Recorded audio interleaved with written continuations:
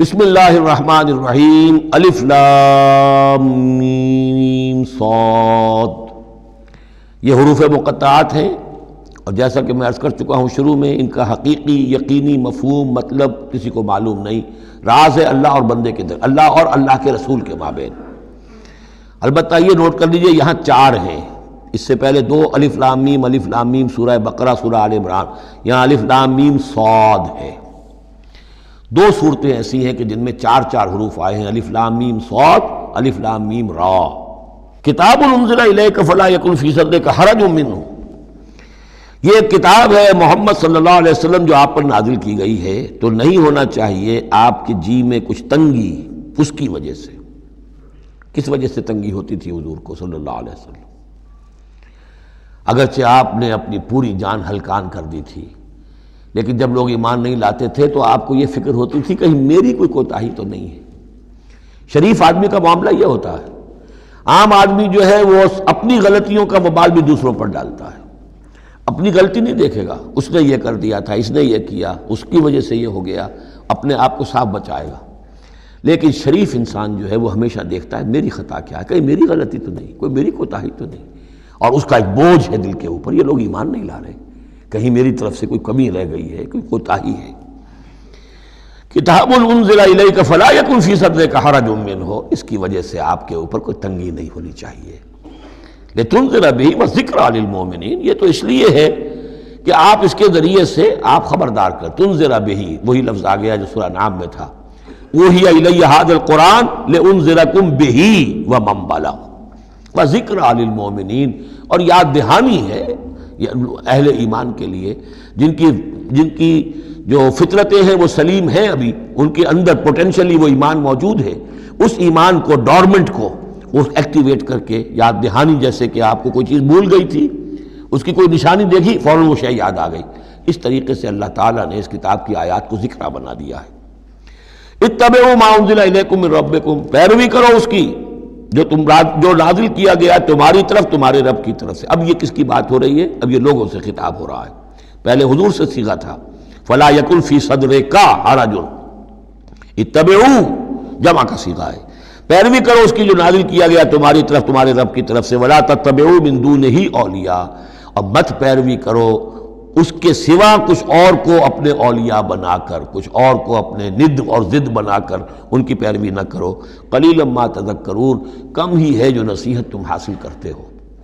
یہ نوٹ کر لیجئے کہ یہ سورہ اعراف اس اعتبار سے تو قرآن مجید کی سب سے بڑی مکی صورت ہے کہ یہ 24 رکوعوں پر مشتمل ہے اور 206 آیات ہیں۔ 24 رکوع، مکی صورت کوئی اتنی نہیں ہے، اور دوسری جیسے کہ مدنیات میں سب سے بڑی سورہ بقرہ ہے 40 رکوعوں پر مشتمل، لیکن تعداد آیات میں ایک اور سورت ہے مکی جو اس سے بڑھ گئی ہے، 227 آیات ہے سورہ شعراء کی، لیکن سورہ شعراء میں آیات چھوٹی چھوٹی ہیں، تعداد زیادہ ہے، رکوع اس کے کل 11 ہیں۔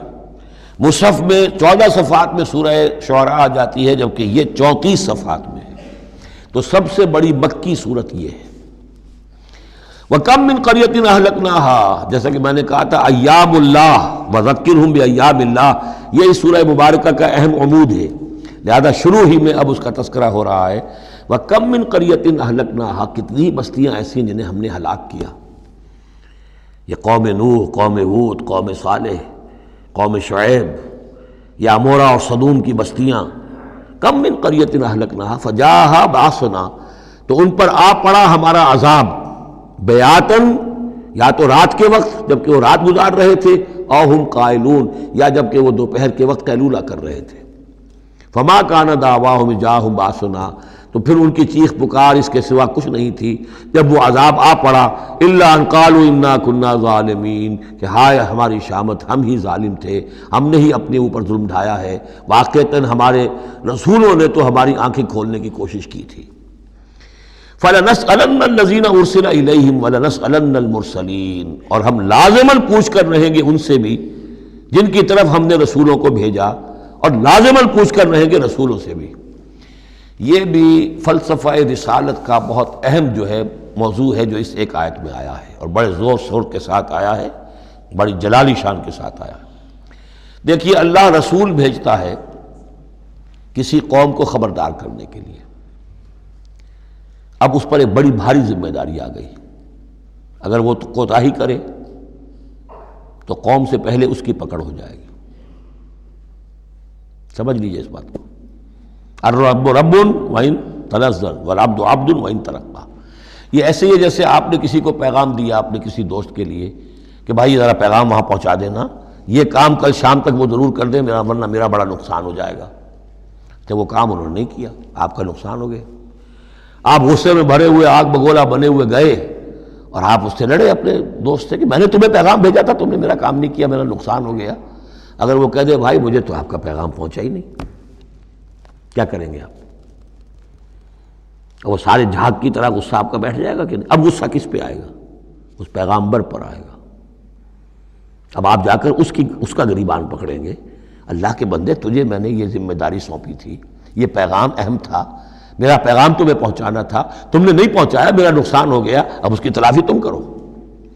بالکل یہی معاملہ ہے اللہ، رسول اور قوم یا انسان۔ اللہ نے پیغامبر بنا کر بھیجا رسول کو، خدا نہ خواستہ بالفرض اس پیغام کے پہنچانے میں کوتاہی ہو جائے تو پہلا مجرم رسول ہے۔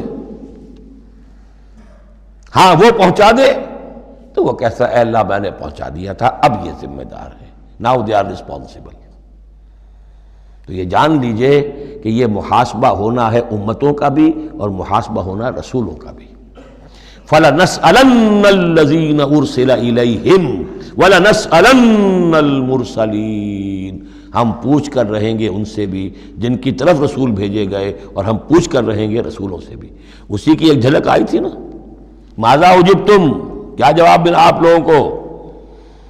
یا عیسی ابن مریم انت قلت للناس اتخذونی وامي الہین من دون اللہ، کیا تم نے کہا تھا لوگوں سے، اپنی امت سے، اپنی قوم سے کہ مجھے اور میری ماں کو بھی الہ بنا لینا؟ اب اس کے لیے میں چاہتا ہوں کہ ایک نقشہ ذہن میں رکھیں آپ۔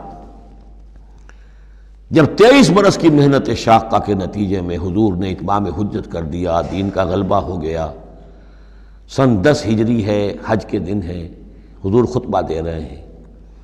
آپ نے اپنے خطبہ حجۃ الوداع کا اختتام فرمایا سوال سے، الا هل بلغت،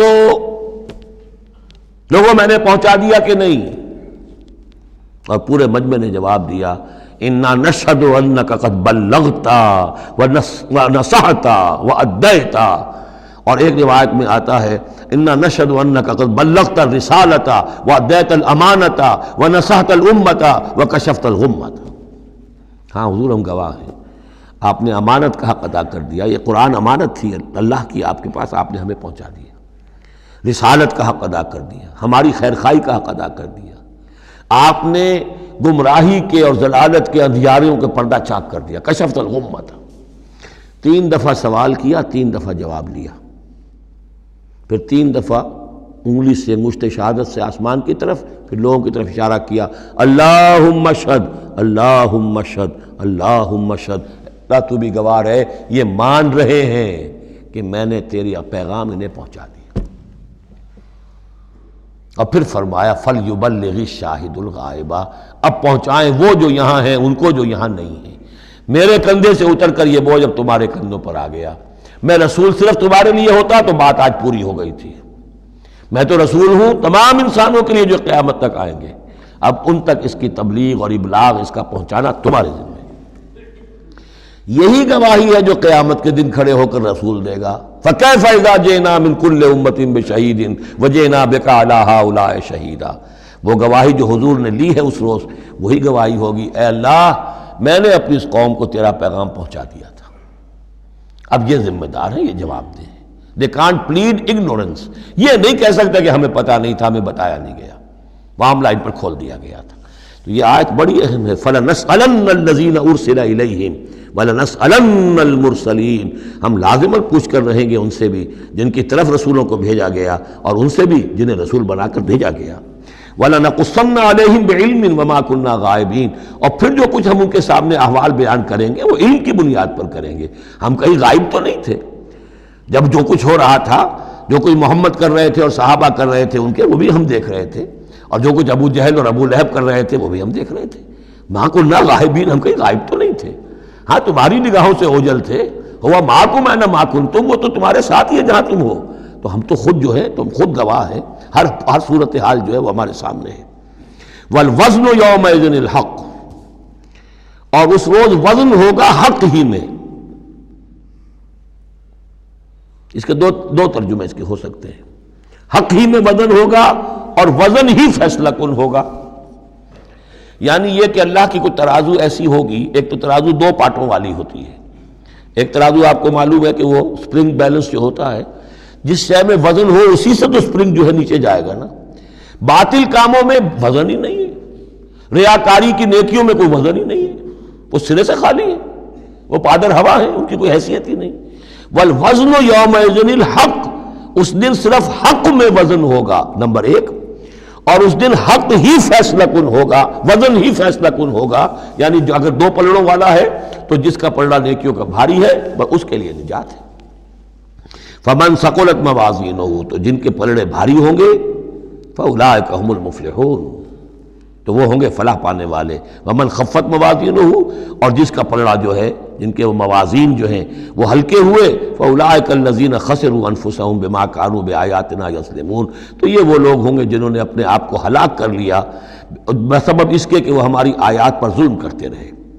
وَلَقَدْ مَكَّنَّاكُمْ، جتنی اہم وہ آیت تھی، فَلَنَسْأَلَنَّ الَّذِينَ أُرْسِلَ إِلَيْهِمْ وَلَنَسْأَلَنَّ الْمُرْسَلِينَ، اتنی ہی اہم اب یہ آیت ہے۔ وَلَقَدْ مَكَّنَّاكُمْ فِي الْأَرْضِ، اور دیکھو انسانوں، ہم نے تمہیں زمین میں تمکن عطا فرمایا۔ وَجَعَلْنَا لَكُمْ فِيهَا معاش، اور اس میں تمہارے لیے معاش کے سارے سامان رکھ دیے، جو ضرورتیں تمہارے جسم کی وہ یہیں سے پوری ہو رہی ہیں۔ تمہیں بڑا خطرہ پڑ گیا ہے کہ زمین کے جو خزانے ہیں ختم ہو رہے ہیں، خوراک کم ہو رہی ہے، دیکھو ہم نے سمندر کے اندر سے کیا کیا خوراکیں نکال دی ہیں، اللہ کے خزانے ختم ہونے والے نہیں ہیں، ہم نے تمہارے لیے معاش کا پورا بندوبست رکھا ہوا ہے۔ قلیلا ما تشکرون، لیکن بہت کم ہے جو شکر تم کرتے ہو۔